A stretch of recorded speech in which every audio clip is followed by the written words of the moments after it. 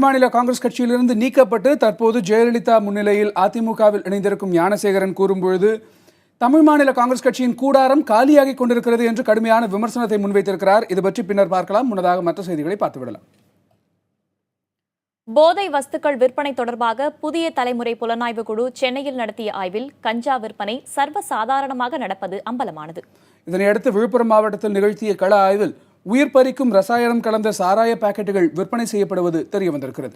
சட்டவிரோத விற்பனை எப்படி நடக்கிறது விரிவாக பார்க்கலாம்.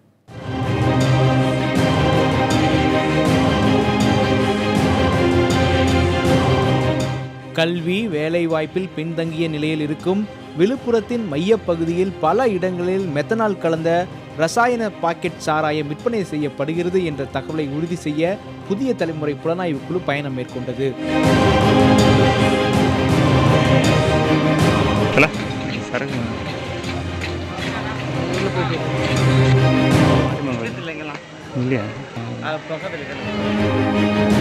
ரெக்டிஃபைடு ஸ்பிரிட் என்று அழைக்கப்படும் ரசாயன சாராயம் எங்கு கிடைக்கும் என்று கேட்டதற்கு கிடைத்த ஒரே பதில் பெரிய காலனி. நெருக்கமான குடியிருப்புகளுக்கு மத்தியில் நந்தனார் தெருவில் மெத்தனால் கலந்த சாராயம் விற்பனை செய்யப்படும் இடத்தை கண்டறிந்தோம்.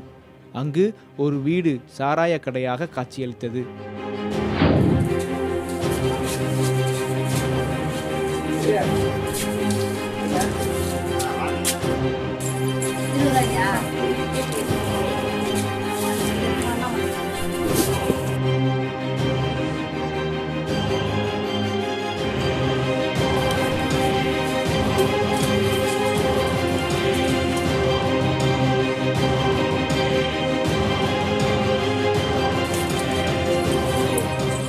அரசு மதுபான கடை போல ஒரே நேரத்தில் பலர் அங்கு மது அருந்தி கொண்டிருந்தார்கள்.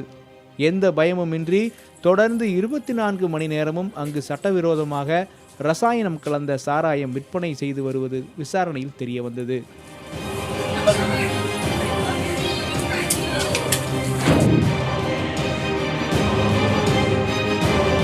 அதேபோல் விழுப்புரம் மேற்கு காவல் நிலையத்திலிருந்து 100 மீட்டர் தொலைவில் இருக்கும் GRP தெருவிலும் ஸ்பிரிட் பாக்கெட் சாராயம் விற்பனை நடந்து வருவது கள ஆய்வில் உறுதியானது.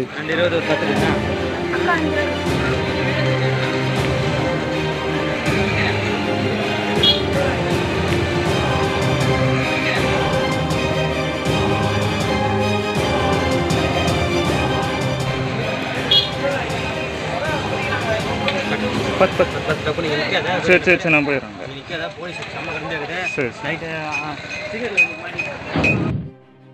விழுப்புரம் ரயில் நிலையம் அருகில் மாநகராட்சி மைதானத்தை ஒட்டியுள்ள பிஸ்டேக் சாலையில் 25 வயது மதிக்கத்தக்க பெண்மணி ஒருவர் சாராய பாக்கெட்டுகளை விற்பனை செய்து வந்தார்.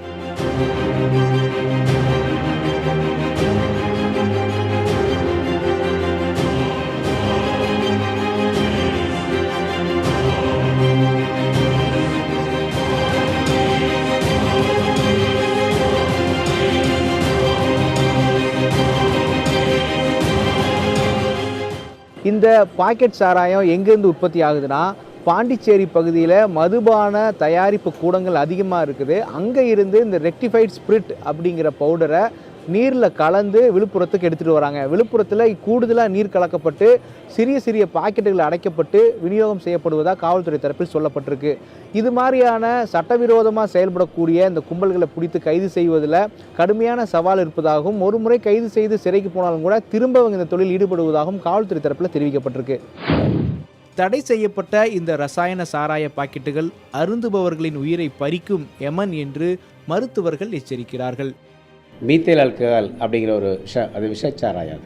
அது வந்து கலந்துட்டா உங்களுக்கு பார்வை போயிடும். அது இர்ரிவர்சிபிள். அது திரும்ப வராது. அந்த பார்வை போயிடுச்சு திரும்பி வராது. ஆனால் ஆல்கஹால் க்ரானிக்காக குடிக்கிறதுனால வயிறு புண்ணாக போகிறது. வயிறு புண்ணு போகிறது அங்கேருந்து ப்ளீடிங் ஆரம்பிச்சிடும். சிலது ரத்தம் வாந்தி எடுப்பாங்க. ஹெமட்டமசிஸ் அக்யூட்டாக இருக்கும்போது. இப்போ க்ரானிக்காக சாப்பிட்டுட்டு இருக்கும்போது லிவர் சிரோசிஸ் வரும்போது இசோஃபேஜியல் வேரிசிஸ் அப்படின்னு சொல்லுவாங்க. அந்த உணவு குழாய் சுற்றி இருக்கிற இரத்த குழாய்களை விரிவடைந்து அது சில டேமேஜ் ஆகும்போது இரத்த வாந்தி எடுப்பாங்க.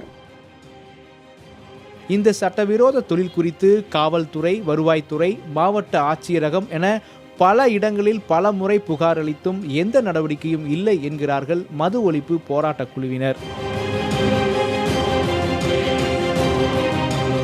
டாஸ்மாக் வாங்க முடியாத இருக்கிறவங்க வந்து கள்ளச்சாராயத்தை வந்து 10 ரூபாய் 20 ரூபாய்க்கு கொடுத்து வாங்கி குடிக்கிறாங்க. அப்போ இது மிக மோசமாக வந்து பாதிப்பை ஏற்படுத்துதுன்றதை நாங்கள் தெளிவாக உணர்கிறோம். ஆனால் இதை எப்படி தீர்க்க முடியுன்றதை வந்து பார்த்தோன்னா நாங்களும் வந்து பல முறை வந்து அரசாங்கத்திட்ட மனு கொடுத்தோம், எல்லாமே பண்ணுறோம். ஆனால் எதுவுமே அவங்க செவி சாய்க்கிற மாதிரி இல்லை. உடல் நலத்தை காவு கொடுக்கும் குடிபோதை சமூகத்தை மூழ்கடிக்கும் முன்பு அரசு அமைப்புகள் விழித்துக்கொண்டு நடவடிக்கை எடுக்க வேண்டும் என்பது விழுப்புரம் மாவட்ட மக்களின் எதிர்பார்ப்பாக இருக்கிறது. புதிய தலைமுறைக்காக விழுப்புரம் செய்தியாளர் ஜோதி நரசிம்மன், ஒளிப்பதிவாளர் மதுசூதனுடன் மகாலிங்க பொன்னுசாமி.